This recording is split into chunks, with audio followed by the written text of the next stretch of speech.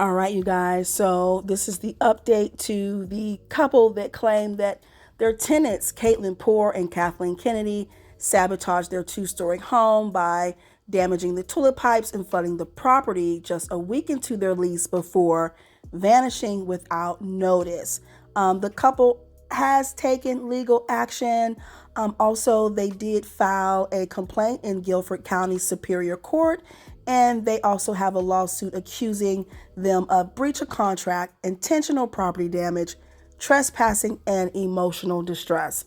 So let's take a listen to some additional details that the couple shared today.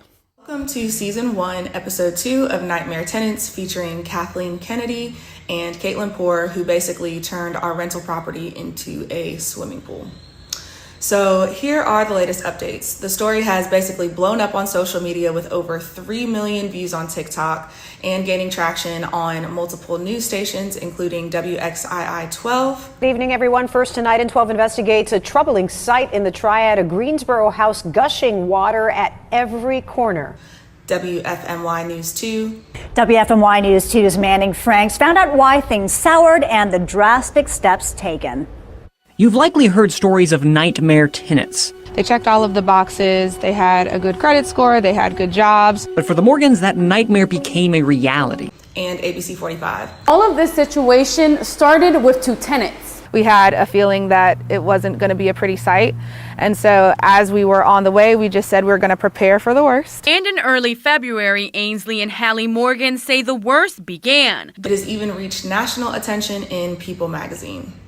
I'm currently in Columbia celebrating my 30th birthday, but everyone has asked for updates, so I'll keep it short and to the point.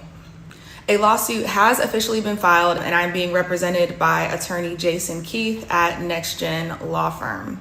Their employment status at Atrium Health and DHL Logistics still remains unclear. Criminal charges are in progress, though we have faced significant delays, despite the officer confirming that we do have enough information and evidence to press charges. We've basically been bounced around between the magistrate's office and the police department, but we will not be stopping until these women are held accountable, and are closely monitoring how the Greensboro Police Department is handling this case. So some people have asked how we know that this was deliberate and not an accident. Well, here's why. Number one is timing. So the house was flooded the same weekend that Caitlin and Kathleen left completely unannounced. Number two, firefighters' findings. First responders immediately pointed out that the damage done was intentional upon arrival. And number three, plumber reports. 3 separate licensed plumbers came to inspect both upstairs toilets and had confirmed that the pipes had been intentionally loosened, and this would have only been able to have been done using a wrench, so clearly it was no accident. And number 4, malicious intent. Caitlin explicitly stated that if she had known N-words had owned the property, that she would have never moved in. So number 5, we do have ring camera footage.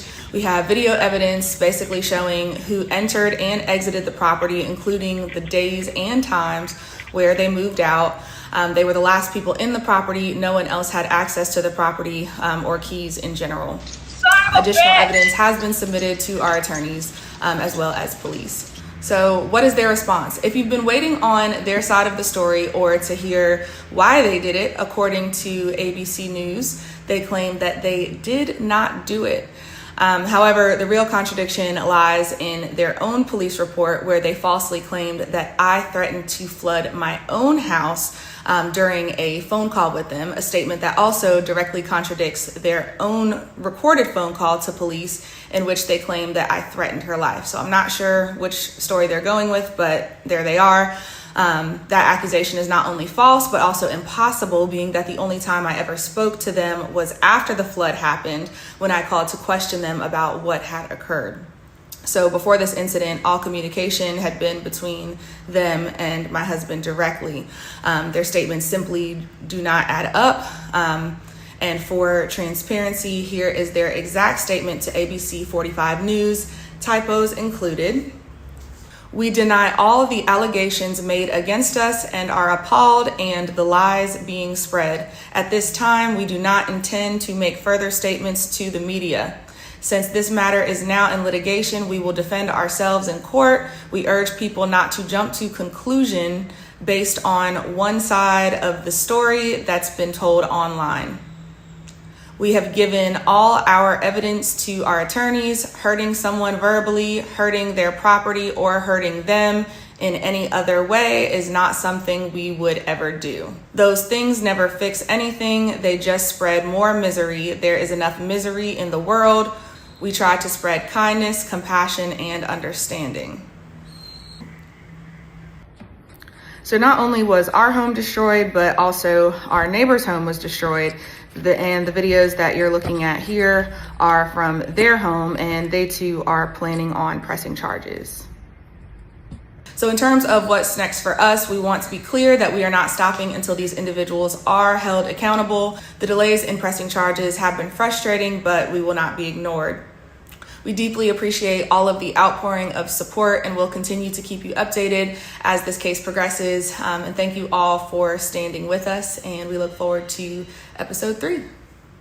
And I just wanted to hop on here to say, I appreciate all the support that folks have given my wife and myself during this very difficult time. As people who are believers in God and in Jesus Christ, we believe that all things are going to work out in our favor. And again, we just appreciate the support. So thanks so much for that.